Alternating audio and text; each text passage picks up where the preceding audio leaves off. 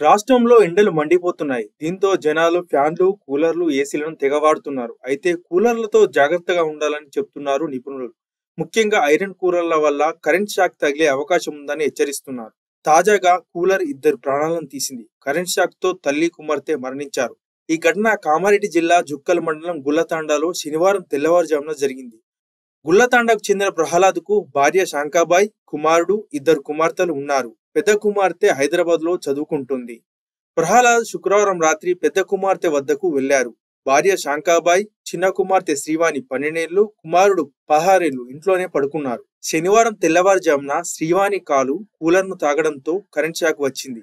Shock తీవ్రతతో ఆమె కాలివేళ్లు కాలిపోయాయి. పక్కనే ఉన్న తల్లి కుమార్తెను తాగడంతో ఆమె కూడా కరెంట్ షాక్ వచ్చింది. కాస్త దూరంగా నిద్రపోయిన కుమారుడు ఉదయం నిద్ర లేచి చూసేసరికి తల్లి, చెల్లి ఇద్దరు విగతజీవులుగా పడి ఉన్నారు.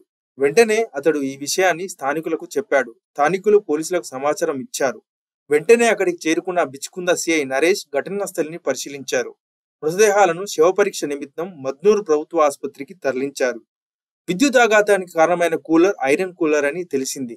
లోకల్లో తయారైన కూలర్ కావడంతోనే షాక్ తీవ్రత ఎక్కువగా ఉందని భావిస్తున్నారు. కొన్ని రోజులుగా తండాలో, ఇళ్లలో షాకుల ఘటనలు చోటు చేసుకుంటున్నాయని స్థానికులు ఆందోళన వ్యక్తం చేస్తున్నారు.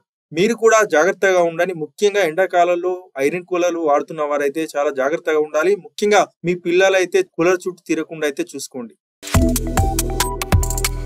Subscribe to One India and never miss an update.